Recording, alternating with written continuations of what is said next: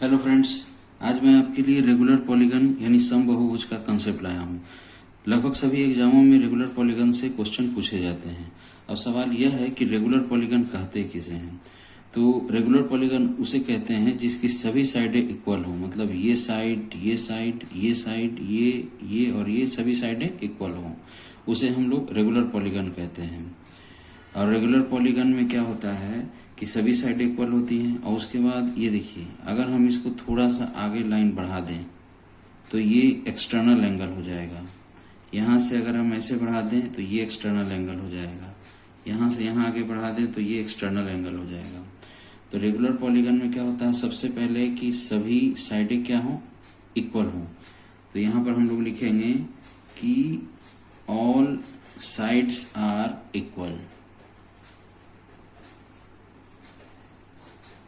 सभी साइड्स क्या होती हैं, इक्वल होती हैं। नंबर 2 में क्या होता है, all external angles are equal, जितने बाह्य कोण हैं, ये जैसे ये बाह्य कोण है, ये बाह्य कोण है, ये बाह्य कोण है, ये सभी क्या होंगे, इक्वल होंगे। यानी all external angles are equal, मतलब सभी बाह्य कोण क्या होगी, बराबर होगी। अच्छा, सभी इंटरनल एंगल ये हो गया, इसको हम लोग इंटरनल एंगल बोलते हैं, मतलब आंतरिक कोण। ये सभी आंतरिक कोण क्या होंगे, बराबर होंगे। तो हम लोग क्या लिखेंगे कि रेगुलर पॉलीगन में जो है ऑल इंटरनल एंगल्स जो है इक्वल होते हैं। All internal angles are equal, ये हो गया नंबर 3। नंबर 4 में देखिए, नंबर 4 में क्या होता है कि रेगुलर पॉलीगन में जो ये सेंटर है, सेंटर से सभी वर्टेक्स की दूरी इक्वल होती है। मतलब यहाँ से यहाँ सभी वर्टेक्स की दूरी क्या होगी, इक्वल होगी।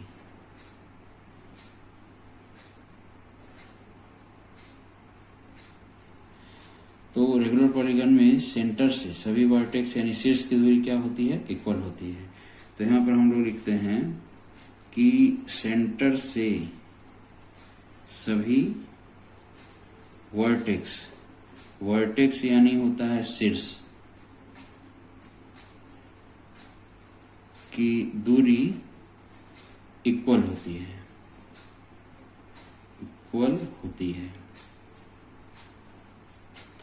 नंबर 5 में देखिए, नंबर 5 में क्या होता है, नंबर 5 में जो है ये जो केंद्र पर का कोण है, यानी प्रत्येक केंद्र पर का जो कोण होता है वो पूरे 360 डिग्री का कितना होता है, उसके लिए ये टेक्निक है कि प्रत्येक केंद्र यानी केंद्र, ये प्रत्येक केंद्र पर का कोण, अगर प्रत्येक केंद्र पर का कोण निकाला जाए रेगुलर पॉलीगन में तो उसका फॉर्मूला होता है 360 डिग्री बटा नंबर ऑफ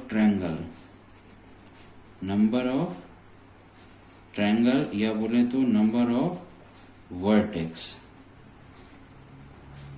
ठीक है, तो जैसे 360 डिग्री है, नंबर ऑफ ट्रायंगल्स, तो इस रेगुलर पॉलीगन में कितना नंबर ऑफ ट्रायंगल है, 1 2 3 4 5 6, नंबर ऑफ ट्रायंगल भी 6 है और वर्टेक्स भी कितना है, 6 है, 1 2 3 4 5 6।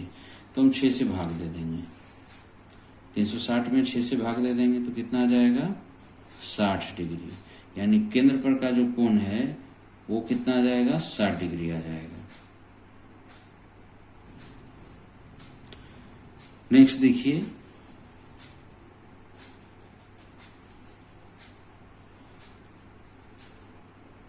सम of all external angles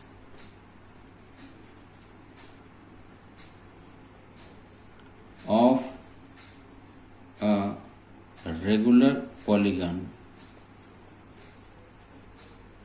is equal to 360 degree.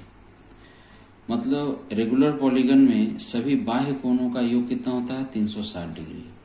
Regular polygon यानी समबाहुभुज में सभी बाह्य कोण, एक्सटर्नल एंगल्स मतलब बाह्य कोण, तो सभी बाह्य कोण का योग कितना होता है, 360 डिग्री होता है। उसी प्रकार से sum of internal angles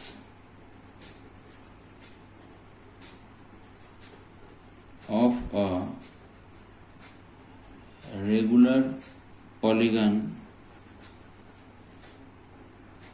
square two होता है n-2 इंटू 180 डिग्री। n का मतलब होता है number of sides, number of sides. ये फॉर्मूला है जिसे आपको याद कर लेना है। अब देखिए नेक्स्ट रूल। रेगुलर पॉलीगन में, रेगुलर पॉलीगन में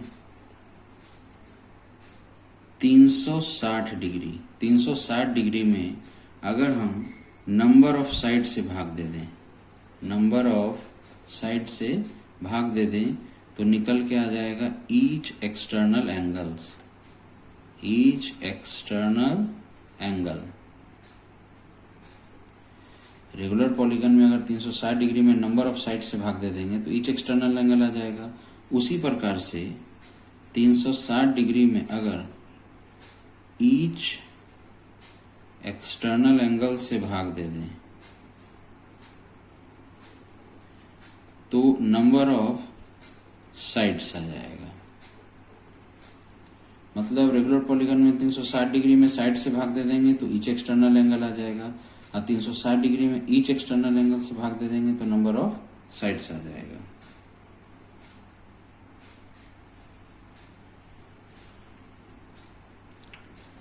नेक्स्ट देखिए रूल। रेगुलर पॉलीगन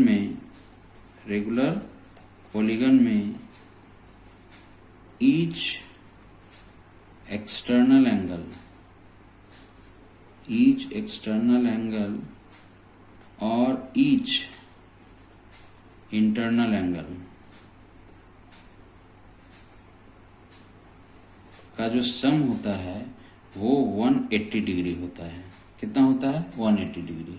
सबसे पहले आपको इस पता होना चाहिए कि रेगुलर पॉलीगन यानी समबाहुभुज में ईच एक्सटर्नल एंगल और ईच इंटरनल एंगल का सम कितना होता है? 180 डिग्री होता है।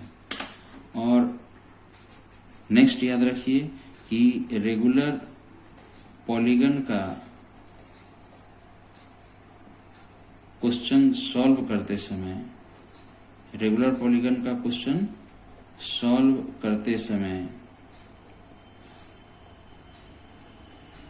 सबसे पहले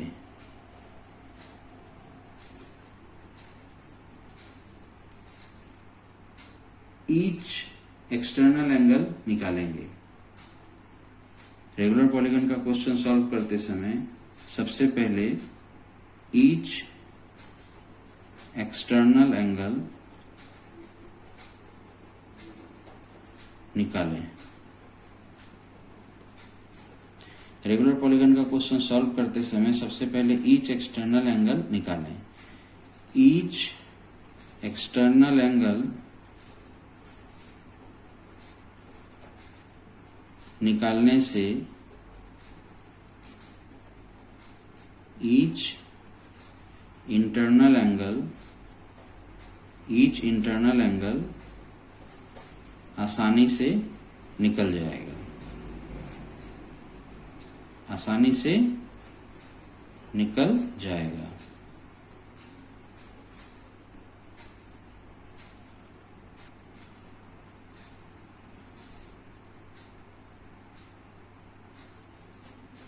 नेक्स्ट कंसेप्ट देखिए समद्विबाहु त्रिभुज का। समद्विबाहु त्रिभुज में, समद्विबाहु त्रिभुज में क्या होता है बहुत ध्यान से देखिएगा। समद्विबाहु त्रिभुज, ये जैसे समद्विबाहु त्रिभुज है तो समद्विबाहु त्रिभुज में दो इक्वल साइड के कॉमन वर्टेक्स यानी ये, समद्विबाहु त्रिभुज में दो इक्वल साइड का कॉमन वर्टेक्स यानी ये, यहाँ से आधार पर डाला गया लंब जो है वो 90 डिग्री का होता है। कितना डिग्री का होता है? 90 डिग्री का। और आधार को दो बराबर भागों में बांटता है। समद्विबाहु त्रिभुज यानी आइसोसेलेस ट्रायंगल में दो इक्वल साइड के कॉमन वर्टेक्स से आधार पर डाला गया लंब 90 डिग्री का होता है और आधार को दो बराबर भागों में बांटता है। ये कंसेप्ट भी आपको पता होना चाहिए। सबसे इम्पोर्टेंट रूल देखिए, रेगुलर हेक्सागन, रेगुलर हेक्सागन, जिससे एग्जाम में बहुत सारे क्वेश्चन पूछे जाते हैं, मतलब सम षटभुज, सम षटभुज।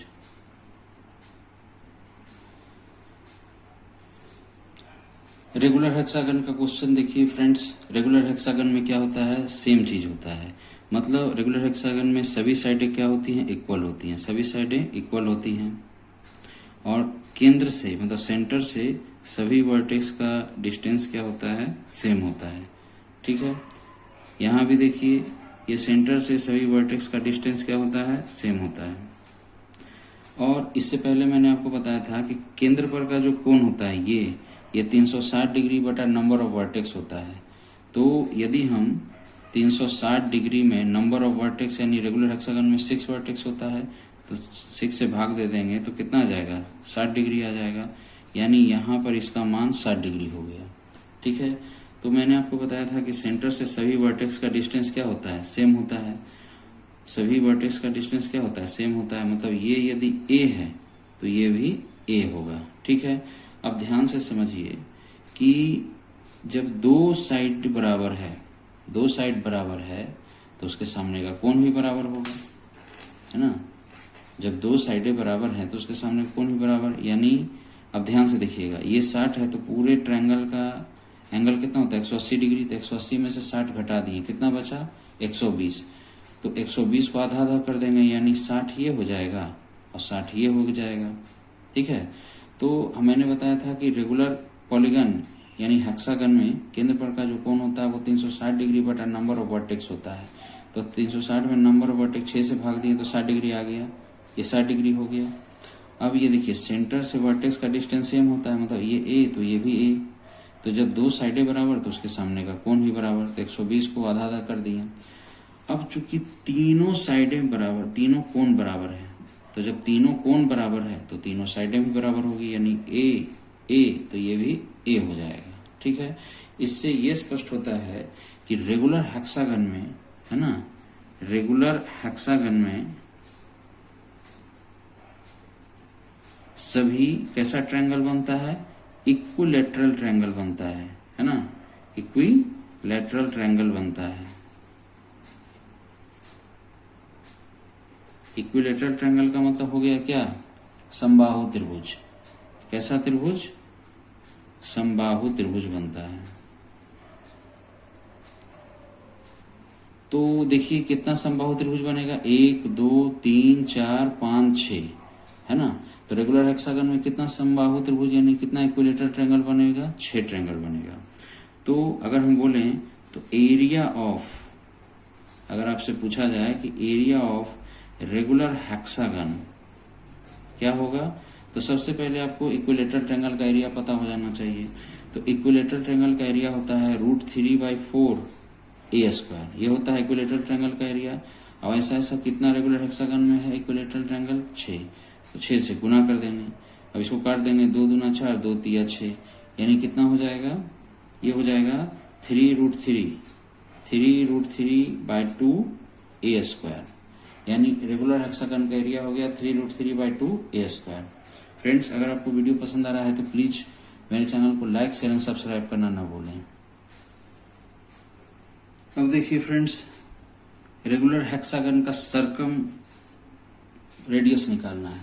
सर्कम रेडियस का मतलब होता है कि रेगुलर हेक्सागन के बाहर जो सर्कल बनेगा, है ना, रेगुलर हेक्सागन के बाहर जो सर्कल बनेगा तो उसमें जो है जो रेडियस होगा वही, उसी को हम लोग सर्कम रेडियस बोलेंगे। अब ध्यान से समझिएगा, रेगुलर हेक्सागन का सर्कल रेडियस निकालना है, यानी परिवृत्त त्रिज्या, हिंदी में इसको क्या बोलते हैं, परिवृत्त त्रिज्या। अब वो किसके बराबर होता है, बहुत ध्यान से समझिएगा। तो रेगुलर हेक्सागन में क्या होता है, सेंटर से, रेगुलर हेक्सागन में सेंटर से सभी वर्टेक्स का डिस्टेंस क्या होता है, सेम होता है। मतलब जितना ये डिस्टेंस होगा, यानी अगर ये आर है तो ये भी आर होगा। ठीक है, तो रेगुलर हेक्सागन में सेंटर से सभी वर्टेक्स का डिस्टेंस क्या होगा, सेम होगा। और थोड़ा देर पहले मैंने बताया था कि प्रत्येक केंद्र पर का जो कोण होगा वो 360 डिग्री बटा नंबर ऑफ वर्टेक्स यानी 6 यानी कितना हो जाएगा 60 डिग्री। तो ये 60 डिग्री हो गया, तो ये 60 हो गया, तो बाकी बचा 120। चूंकि दो साइडें बराबर हैं तो उनके सामने का एंगल भी बराबर, यानी 120 को हाफ हाफ करेंगे तो ये भी 60 ये भी 60 हो जाएगा। जब तीनों एंगल बराबर हो तो तीनों साइड भी बराबर, यानी ये आर तो ये भी कितना होगा, आर होगा। ठीक है, जब तीनों कोण बराबर है तो तीनों साइडें बराबर होंगी, यानी ये जितना यहाँ से यहाँ का डिस्टेंस है उतना इसका भी डिस्टेंस होगा। यानी कहने का मतलब है कि रेगुलर हेक्सागन में जो सर्कल रेडियस है वो किसके बराबर होता है, रेगुलर हेक्सागन के साइड के बराबर होता है, क्योंकि जितना डिस्टेंस यहाँ से यहाँ आर है उतना ही इसका भी है। तो रेगुलर हेक्सागन का सर्कल रेडियस जो होता है, रेगुलर हेक्सागन का जो सर्कल रेडियस होता है वो किसके बराबर होता है, रेगुलर हेक्सागन के साइड के बराबर, रेगुलर हेक्सागन के साइड के बराबर यानी ए। ठीक है, नेक्स्ट कंसेप्ट देखिए फ्रेंड्स, रेगुलर हेक्सागन में इन सर्कल रेडियस किसके बराबर होता है वो देखिए। रेगुलर हेक्सागन में इन रेडियस मतलब अंतः त्रिज्या। अब इन रेडियस या इन सर्कल रेडियस क्या होता है, जब रेगुलर हेक्सागन जो है, रेगुलर हेक्सागन के अंदर में कोई सर्कल बनेगा तो उसको हम लोग इन सर्कल बोलेंगे। क्या बोलेंगे, इन सर्कल। अब ध्यान से समझिएगा, इन रेडियस, तो इन रेडियस किसके बराबर होता है वो पता करना है। तो इसमें ध्यान से देखिएगा, किसी भी सर्कल, ये जैसे ये सर्कल है तो सर्कल में जो है बाहरी जो ये भाग है इसको टच करता हुआ कोई लाइन जाए तो इसको हम लोग टेंजेंट बोलते हैं। क्या बोलते हैं, इस लाइन को हम लोग टेंजेंट बोलते हैं। तो रेगुलर हेक्सागन में ये सेंटर है, तो सेंटर से टेंजेंट को जो मिलाने वाली रेखा होती है वो 90 डिग्री का एंगल बनाती है। वो कितना एंगल बनाती है, 90 डिग्री का। तो रेगुलर हेक्सागन में सेंटर से टेंजेंट को मिलाने वाली रेखा जो है 90 डिग्री का एंगल बनाती है, और यही क्या होती है, इन रेडियस। क्या होती है, इन रेडियस। तो ध्यान से देखिए, अभी मैंने बताया था कि रेगुलर हेक्सागन में जो सर्कल बनता है जो ये ट्रायंगल बनता है वो इक्विलेटरल ट्रायंगल बनता है। तो ये इक्विलेटरल ट्रायंगल का एक तरीके से ये हाइट हो गया, इक्विलेटरल ट्रायंगल का क्या हो गया, हाइट हो गया, और ये एक तरीके से इन रेडियस भी हो गया। यानी हम बोल सकते हैं कि रेगुलर हेक्सागन में इन रेडियस जो होता है वो इक्विलेटरल ट्रायंगल के हाइट के बराबर होता है ना, इक्विलेटरल ट्रायंगल के हाइट के बराबर। तो इक्विलेटरल ट्रायंगल का हाइट क्या होता है, फार्मूला √3/2 इंटू ए। यानी रेगुलर हेक्सागन में जो इन रेडियस होता है, ये इन रेडियस ये किसके बराबर होता है, इक्विलेटरल ट्रायंगल यानी समबाहु त्रिभुज की ऊंचाई के बराबर। एक बार फिर से समझिए, रेगुलर हेक्सागन के अंदर यदि कोई सर्कल बनता है, रेगुलर हेक्सागन के अंदर कोई सर्कल बनता है तो एक तरीके से ये इन सर्कल हो गया, इसका इन रेडियस निकालना है। तो रेगुलर हेक्सागन में जो इन रेडियस होता है ये जो है इक्विलेटरल ट्रायंगल के हाइट के बराबर होती है। कैसे, वो ध्यान से समझिए। सेंटर से ये टेंजेंट को मिलाने वाली रेखा, टेंजेंट बताए थे कि सर्कल के बाहरी भाग को छूता हुआ कोई लाइन जो जाएगा उसको टेंजेंट बोलेंगे। तो सेंटर से टेंजेंट को मिलाने वाली रेखा जो है वो 90 डिग्री का एंगल बनाती है, यानी परपेंडिकुलर बनाती है। तो ये क्या हो गया, इन रेडियस हो गया। अब ये इन रेडियस किसके बराबर हो गया, इक्विलेटरल ट्रायंगल के हाइट के बराबर। यानी हम बोल सकते हैं कि रेगुलर हेक्सागन में इन रेडियस जो है वो इक्विलेटरल ट्रायंगल के हाइट यानी √3/2 इंटू ए के बराबर होती है। अब शॉर्ट में समझ लीजिए फ्रेंड्स, क्योंकि इससे क्वेश्चन एग्जाम में बहुत पूछे जाते हैं।